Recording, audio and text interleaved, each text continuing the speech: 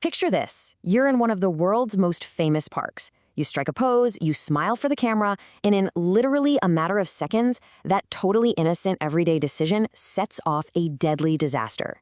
How does that even happen? Well, welcome to a special report from the Human Error News Network.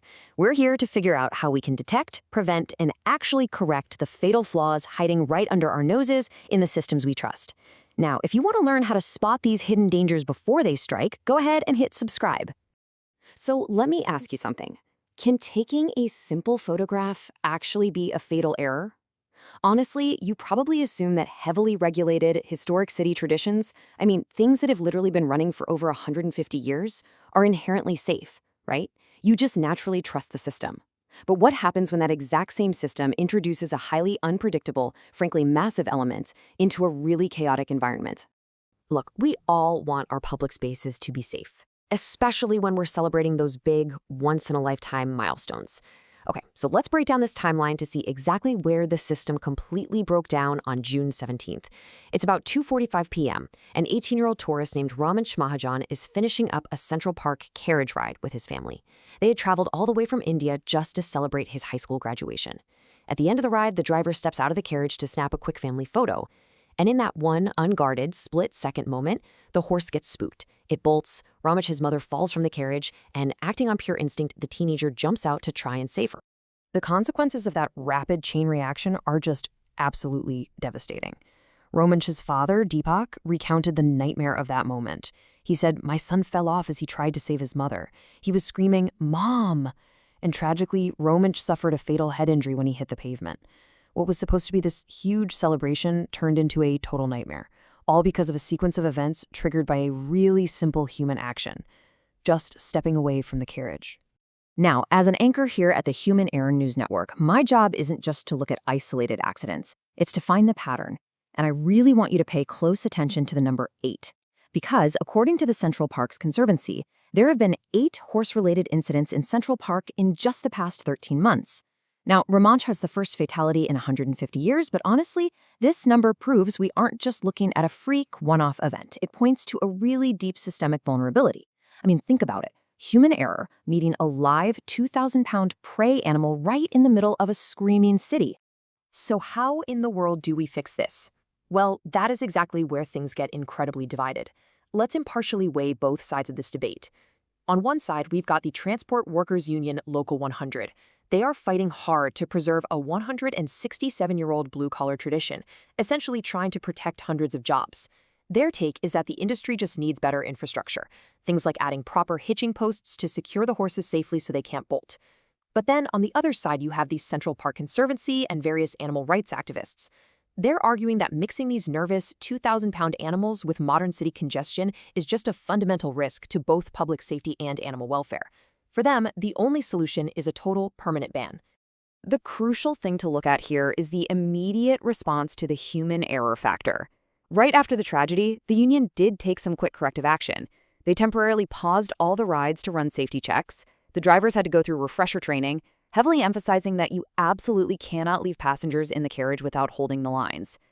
The specific driver involved was suspended indefinitely, and Samson, the 7-year-old horse, was retired from service. But you kind of have to wonder, right? Do these steps actually solve the underlying systemic risk, or are we just slapping a Band-Aid on it? By the way, if you are as invested as we are in finding real solutions to these kinds of systemic flaws, make sure you're keeping up with our reports. To answer that question, we actually need to go look for a proven solution. How can we possibly protect people's livelihoods while also correcting this fatal flaw in the system? Well, let's take a trip to Guadalajara, Mexico.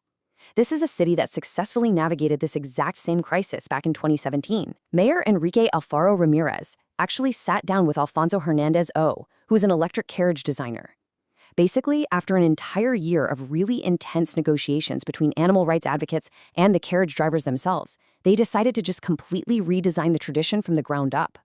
They brought in these advanced, electric, completely horseless carriages with a beautiful, sleek design. What they did was brilliantly preserve the romantic, vintage aesthetic of the ride, but they completely removed the unpredictable variable, the startled animal. The whole tradition of the tour, the friendly interaction with the driver, soaking in the city sights, all of that stays completely intact. But that terrifying danger of a tiny human error triggering an animal's flight response, it's literally eliminated.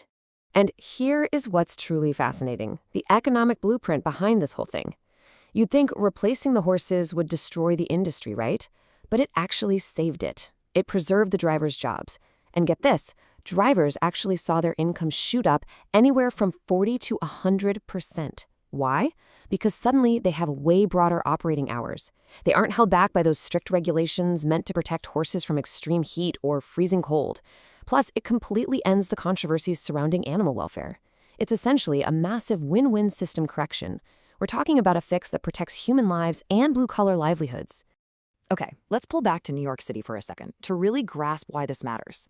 Just picture a horse-drawn carriage trying to share a massively congested, unbelievably loud, competitive street with an aggressive yellow taxi. Even if you have union refresher training and super strict tethering protocols, the external risk factors, like blaring horns, sudden construction noises, and heavy traffic, they never go away.